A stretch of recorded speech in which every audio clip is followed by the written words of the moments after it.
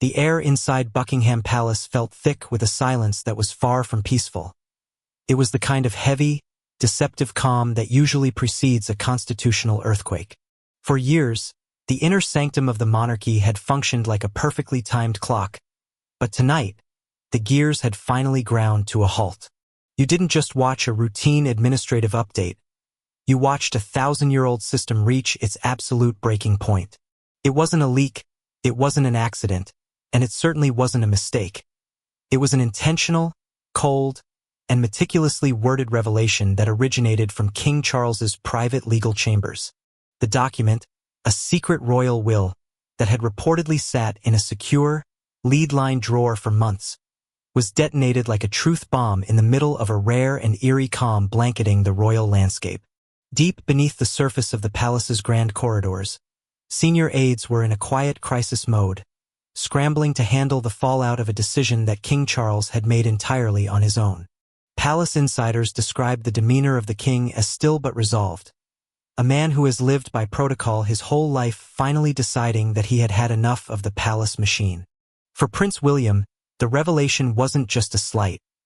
It was a total dismantling of the future he believed he had secured. Sources claim that when the Prince of Wales read the first line of the document, he stood frozen, his face pale and grim as the reality of his father's choice set in. This wasn't about money or property. It was about power, identity, and the very survival of the House of Windsor. For the first time in his life as the heir, William found himself on the outside of a red line that his own father had drawn in the sand. The king had chosen to prioritize humanity and a hidden legacy over the cold stability of the institution, and in doing so, he had sent the future king into a state of visible panic. This wasn't transparency in the modern sense. It was the truth being dragged out at the last possible moment, and the shockwaves were felt from the legal offices of London to the private estates in California. The shadow committee of senior courtiers, who usually control reality itself behind palace walls, found themselves completely blindsided as the king dropped the mask. As the document began to circulate among the inner court, one question roared louder than any press release. Why now? Why would a king, who has spent his entire life waiting for this role, choose to destabilize the very throne his son is set to inherit? The calm before this release wasn't peace. It was the tightening of a bowstring, and now that it has snapped, the monarchy will never be the same again. The shockwaves from the midnight release didn't just rattle the windows of Kensington Palace. They threatened to pull the very floorboards from beneath Prince William's feet. For the heir to the throne, the secret royal will wasn't just a document. It was a betrayal of a 1,000-year-old pact between father and son. You have to understand, the monarchy doesn't just manage feelings. It manages perception and the orderly transfer of power. But this will, meticulously drafted and sanctioned by the king himself, introduced a controlled burn that seemed designed to incinerate the very protocol William had spent his entire life defending. Inside the prince's private study, the air was static with a frantic, desperate energy. Sources close to the household describe a scene of unprecedented panic. William, usually the architect of composure, was reportedly found pacing the room, his phone a constant tether to a legal team that suddenly seemed as blindsided as he was.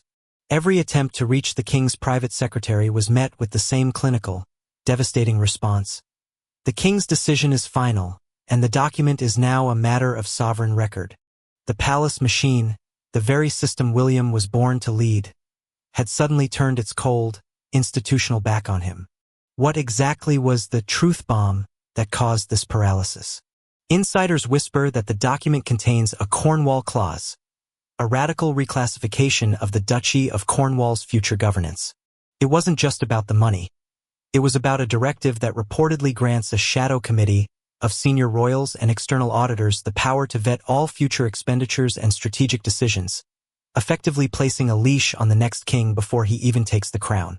For William, this wasn't just a policy change. It was an eraser event, an intentional move by Charles to redefine the line between family and institution, stripping the heir of the absolute autonomy he believed was his birthright. As the realization set in, the silence in Kensington Palace became more haunting than any argument. It was the silence of a system reaching its breaking point. William didn't just fear the loss of power, he feared irrelevance. He saw his father's resolve as a surgical strike, designed to protect the monarchy's survival by sacrificing the heir's traditional control. The mask had truly slipped, and for the first time, the future king realized that in the eyes of the crown, every individual, even the son, is a casualty if the institution demands it. Behind closed doors, a deeper rift began to form. This wasn't a misunderstanding. It was a decision. While the public still clung to the image of a unified front, the gears of the palace clock were now grinding in opposite directions. William's legal experts were left scrambling, poring over every line of the memorandum, searching for a loophole that might not exist. The monarchy had drawn new lines, and this time, there was no room for negotiation. If the document was the earthquake, then the shadow committee is the fault line beneath it. To understand why William is in a state of visible panic, you have to understand the people who truly operate behind the grand curtains of Buckingham Palace. This isn't just a group of senior aides. It is a clinical, detached council of trusted courtiers and senior royals who have managed the monarchy's reality for decades. They are the ones who believe that silence is the crown's greatest weapon and that transparency is a fatal weakness. But tonight, King Charles has done the unthinkable. He has overruled his entire court just to tell a truth they spent years trying to bury. The shadow committee is reportedly reeling. For months, they had carefully managed the optics of the king's health and the Princess of Wales's recovery, maintaining a narrative of stability while the gears of the institution were actually grinding toward a halt. They wanted to keep the stage backdrop perfect, but the king has effectively ripped the curtain down. Insiders suggest that Charles saw a crack in the wall of the ancient house that couldn't be fixed by hanging more beautiful paintings. He realized that if they didn't look directly at the fracture, the whole structure would eventually collapse. The document's most devastating sections involve what insiders call the humanity versus the institution clause. In a move that has left the shadow committee in a cold sweat, Charles has reportedly mandated a new protocol that prioritizes honest vulnerability over institutional secrecy.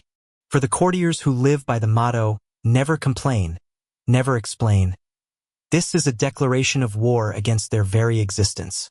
They fear that by showing the crown can bleed, by admitting to the king's own mortality and the fragility of his heirs, they are inviting the end of the monarchy itself. But why would Charles betray the very system he has served for 7 decades? The answer lies in the dark corridors of the palace's legal archives. Whispers are emerging about a Diana-linked addendum that the king has finally chosen to unseal.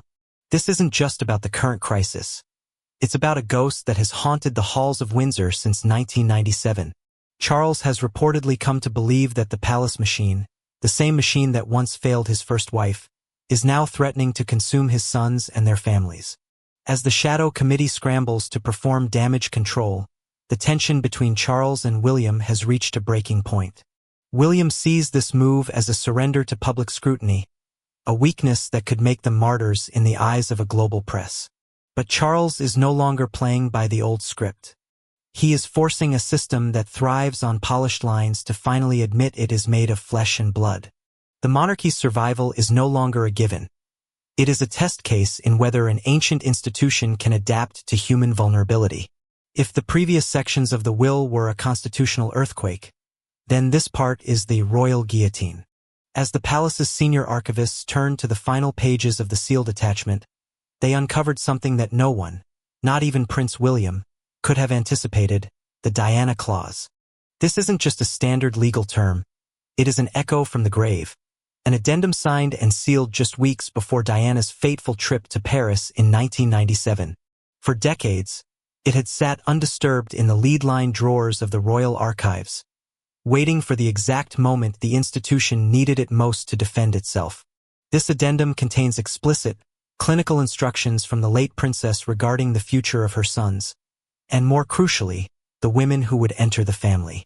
Diana, having tasted the brutality of the palace machine firsthand, reportedly requested a strict moral and character assessment for anyone marrying William or Harry, especially those from outside traditional aristocratic circles. She didn't just want to protect her children. She wanted to protect the sanctity of the throne from the fleeting allure of glamour and celebrity culture.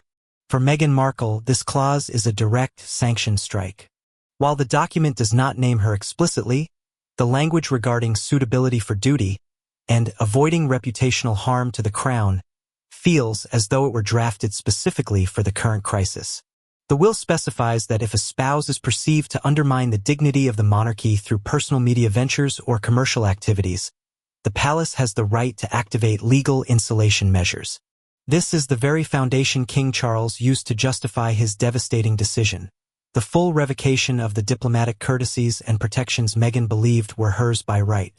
Prince Harry, upon learning of the clause's existence, reportedly erupted in a state of private fury.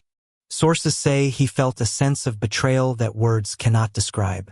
The mother whose memory he had used as a shield, the woman whose legacy he fought to protect, was now being presented by the palace as the architect of his wife's exclusion. He refused to believe Diana would have written anything that could be weaponized against his family, calling it a calculated manipulation of history. But Buckingham Palace remains unmoved by his rage. For the Shadow Committee, this document is the ultimate moral shield. They aren't just carrying out the king's orders, they are fulfilling the final wishes of Princess Diana.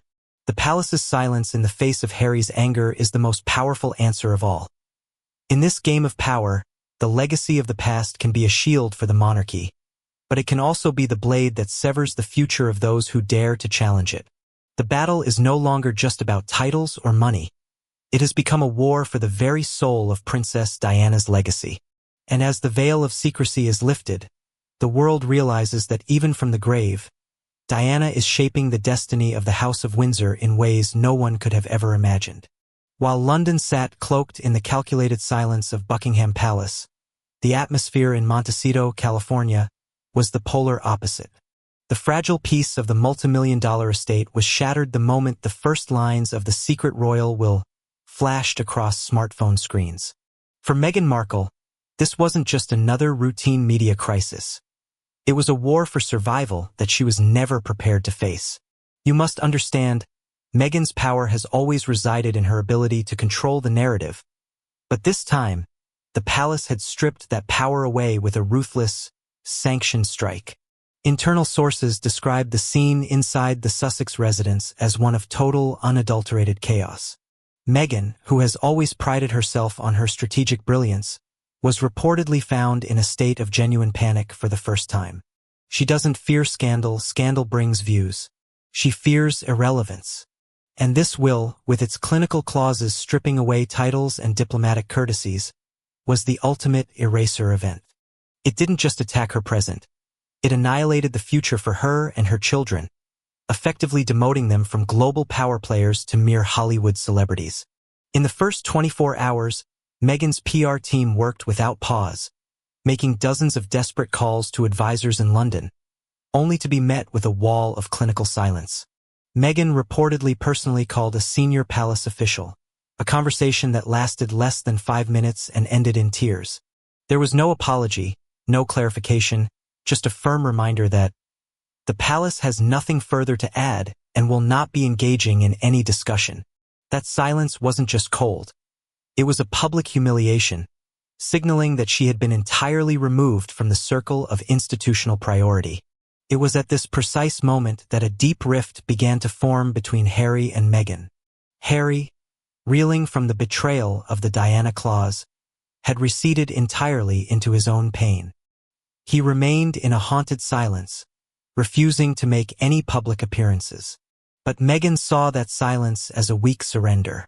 She pushed for an aggressive counterstrike, a joint statement to attack the palace's vindictiveness.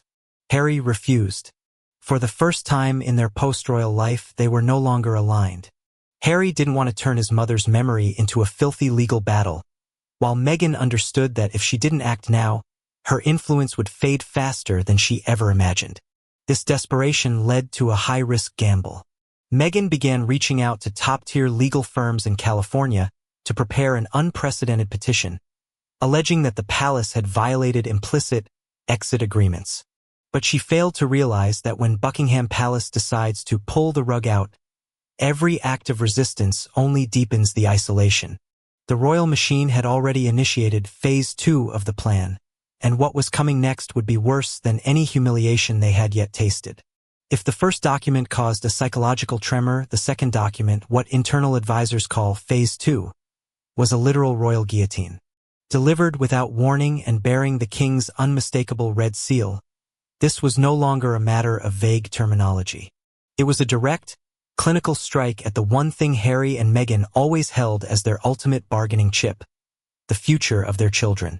You must understand, in the world of the monarchy, a title is not just a name.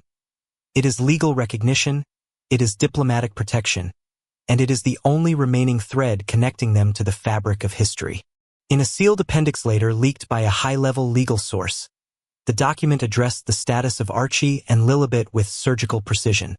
The palace declared that due to the irreparable reputational damage inflicted by the Sussex brand, the use of royal titles for both children would be indefinitely suspended. This was not merely a change in nomenclature. It was a constitutional eraser event. It stripped away every international security protocol and diplomatic deference the children might have inherited, effectively making them private citizens with no institutional shield. But the detail that truly sent Prince William into a state of visible panic was the final clause of the document. This shall not be revisited under any future reign. This line was catastrophic. It meant that even when William eventually ascends the throne, his hands are tied by his father's decree. King Charles has effectively sealed the door shut forever, ensuring that this rift cannot be mended by the personal compassion of the next monarch. For William, this was a total seizure of his future autonomy, forcing him to realize that his father is prioritizing the survival of the institution over the unity of the family. In California, upon reading these lines, Meghan Markle reportedly collapsed in tears. This was no longer a PR war she could win with a high-profile interview or a documentary series. This was the annihilation of the legacy she had fought so hard to build. Her media strategists in the US, already disillusioned by their failed counterstrikes, reportedly began to walk out. They realized that taking aim at Buckingham Palace when the carpet has been fully pulled out is an impossible mission. The palace's silence was no longer an evasion. It was a final assertion of absolute power. Harry, once again, slipped into a haunting silence. The man who once fought to protect his wife and her place in the royal story was now watching that story be erased in real time. The final ties to the crown have been severed with a clinical coldness. No titles, no protection, no recognition. All that remains is a gaping void and the brutal truth. In the power games of the monarchy, resistance does not always lead to freedom. It leads to a permanent exile from the current of history. If King Charles provided the signature and the Shadow Committee provided the ink, it was Princess and who provided the iron. To understand the sheer ruthlessness of the secret royal will and the devastating efficiency of Phase 2, you must look toward the one person who has always valued the survival of the crown over the comfort of its members.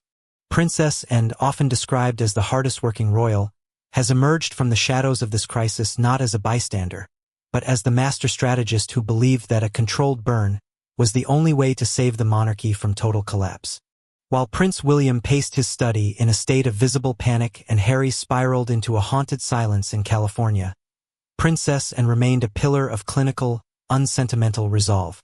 Sources within the palace's high-security strategy sessions reveal that it was, and who initially advocated for the eraser event. Her philosophy is simple, yet brutal. Clarity is better than chaos. She reportedly told the king that the Sussex ambiguity, the gray area where Harry and Meghan continued to leverage royal status for commercial gain, was a cancer that would eventually consume the institution if not surgically removed. The most telling moment of this entire ordeal occurred behind a closed-door phone call. As we discussed earlier, Harry reached out not to his father or brother, but to his aunt. But those expecting a moment of familial comfort were gravely mistaken. Insiders described the call as emotionally strained and brutally brief. Princess Anne did not offer a shoulder to cry on. She offered a reality check. She reportedly reminded Harry that every decision, especially those made in public defiance, carries its own consequences over time. In the eyes of the Iron Lady, Harry wasn't a victim of a document. He was a victim of his own choices. Anne's influence is woven into every line of the perpetual clause that so terrified William. She is the one who insisted that the decision be irreversible, ensuring that no future monarch, not even her own nephew, could allow personal sentiment to weaken the institutional lines drawn today. She views the monarchy as a fortress, and in her mind, a fortress cannot have a backdoor for those who chose to leave. William's panic stems from the realization that his aunt isn't just protecting his father. She is protecting the crown from the family. As the Shadow Committee moves to finalize the erasure of the Sussex legacy, Anne's fingerprints are everywhere. She has managed to unite the old guard of the palace under a single terrifying goal: total institutional purity. For the public, she remains the stoic, hard-working Princess Royal. But within the walls of Buckingham, she is the architect of a new, colder era. She has proven that in the battle between blood and the throne, blood will always be the casualty. The message is clear. The monarchy doesn't just survive, it purges. And as long as the Iron Lady stands guard, there will be no room for negotiation, no room for apology, and absolutely no room for return. Everything inside the private apartments of Queen Camilla seemed orderly, yet the atmosphere was charged with a haunting realization. For decades, she has been the king's pillar, his most trusted confidant, and the architect of his emotional stability. But as the secret royal will began to dismantle the monarchy's future, a terrifying truth emerged from the legal fallout. The queen herself had been strategically kept in the dark. This wasn't an oversight by a busy staff. It was a deliberate, tactical exclusion orchestrated by the Shadow Committee, the same group of institutionalists who once viewed her very presence as a threat to the crown's survival. You must understand the psychological weight of this marginalization. In the high-stakes game of the House of Windsor, being excluded from a sovereign document of this magnitude is the ultimate institutional demotion. Sources close to the Queen's office describe her demeanor as still but profoundly rattled. She reportedly found out about the document's final contents at the same time as the senior aides. A move that signals her influence, once thought to be absolute, is now being surgically curtailed. The palace machine, the very system she worked so hard to integrate into, has suddenly turned its clinical gaze upon her. Why would Charles, a man who has historically relied on her for every major decision, choose to act in such isolation? The answer lies in the gray zone of silence that now separates the king from everyone he loves. Insiders suggest that the Shadow Committee convinced the king that for the secret will to have absolute, unquestionable authority, it had to be a pure sovereign act. They argued that to save the monarchy, the king had to prove he was not influenced by anyone, not his warring sons, and especially not his wife.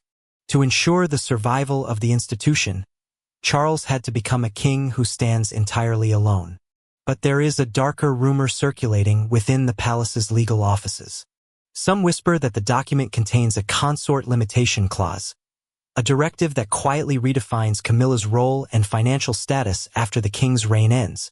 It is a move designed to ensure that the transition to King William is clean and free from any lingering power centers that might complicate the new era. For Camilla, this is a betrayal that cuts deeper than any public scandal. It is the realization that, in the eyes of the crown, even the queen is a temporary occupant of a permanent system. As the palace corridors buzz with whispers of her exclusion, the king has retreated into a state of haunted isolation. By pushing everyone away, William, Harry, and now even Camilla, he has become the ultimate symbol of the institution-first philosophy. But as the Shadow Committee tightens its grip, a chilling question remains. Can a king truly protect a Vong Tru if he has destroyed every human bond that supported him? The gray zone of silence isn't just about secrecy. It is about the cold, lonely reality of absolute power. The monarchy isn't just distancing itself from the Sussexes. It is retracting into a shell where even those at the very top are no longer safe from the eraser event. While the world watched the public drama, Prince William was quietly launching what insiders are calling his last stand. The panic that had paralyzed the Prince of Wales in the initial hours after the secret royal will was released has now transformed into a cold, calculated desperation. You see, William isn't just fighting for his brother's children or his father's approval anymore. He is fighting for the very integrity of the throne he will one day occupy. He realized that if he allowed this perpetual clause to stand, he would be a king with no power, a monarch whose hands were tied by a ghost from the past. In the high-security legal war rooms of Kensington Palace, William's attorneys have begun a frantic search for a constitutional loophole. They are looking for a way to challenge the irreversibility of the king's decree. The argument being drafted is unprecedented: that a reigning monarch cannot legally bind the sovereign will of a future monarch. This is institutional brinkmanship at its highest level. William is effectively preparing to sue the institution he is destined to lead, creating a constitutional rift that hasn't been seen since the abdication crisis of 1936. Sources describe William's mood as combative and clinical. He has reportedly authorized his team to bypass the Shadow Committee and appeal directly to the senior-most members of the Privy Council. His goal? To have the Eraser event declared an ultra vires act, a move that exceeds the king's legal authority. This is a dangerous gamble. By challenging his father's sovereign power, William is risking his own legitimacy. He is standing on a legal precipice, knowing that one wrong move could see the Shadow Committee turn their clinical gaze upon him as well. But there is an even more shocking detail emerging from these closed-door meetings. William has reportedly discovered a hidden proviso within the Diana-linked addendum, a small, overlooked sentence that suggests the character assessments were intended to be periodic, not permanent. If William can prove that the palace has intentionally misinterpreted his mother's words to force a permanent exile, he could flip the narrative entirely. He is trying to weaponize the very same legacy the king used to dismantle the Sussexes. As the legal battle intensifies, the distance between the king and the heir has become a vast, unbridgeable canyon. They are no longer a father and son. They are two rival power centers operating within the same ancient fortress.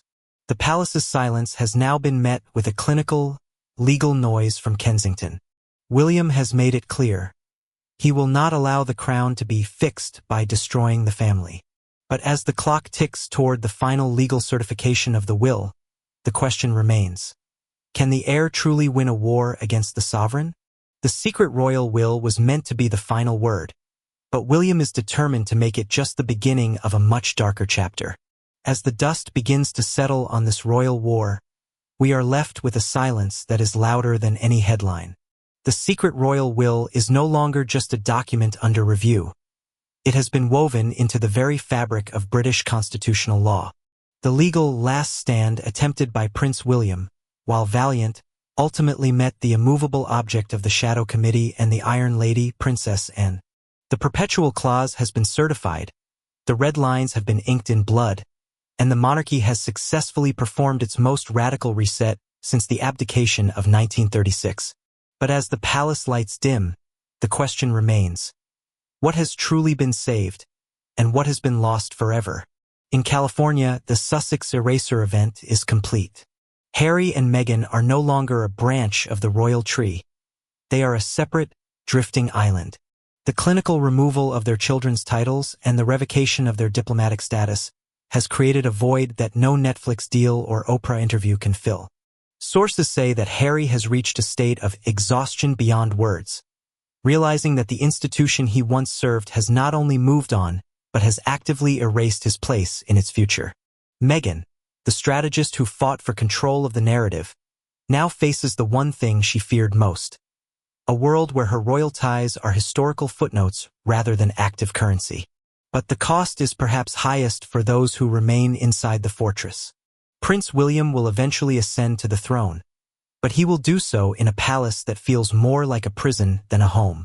He has inherited a purified institution, one stripped of the unpredictability of family bonds, but also one stripped of its heart. He is a king-in-waiting who has seen that his father and his aunt would rather sacrifice their own kin than risk a crack in the crown's armor. The rift with his brother is no longer a wound that can heal. It is a permanent feature of the landscape, a clinical separation mandated by the sovereign himself. And then there is King Charles. By releasing this will, he has achieved his goal of stabilizing the monarchy for the next century. He has eliminated the Sussex distraction and reasserted the absolute power of the crown. But he stands in a gray zone of silence, separated from his wife, his children, and the ghost of the woman whose legacy he used as a weapon. He is the ultimate symbol of the institution-first philosophy, a man who saved the Vong Tru by destroying the family. In the cold, clinical rooms of Buckingham, the king is finally alone with the power he waited a lifetime to hold. This was never just about paperwork or titles. It was about the survival of an ancient system in a modern world. The monarchy has proven it can adapt, it can purge, and it can survive. But as the credits roll on this chapter of the House of Windsor, we must recognize the brutal truth. A crown that is too heavy for a family to carry will eventually become a burden that no one wants to bear. The secret royal will was the palace's final strike, and in its success, it may have sealed the most tragic fate of all. A monarchy that is perfectly stable, yet profoundly empty.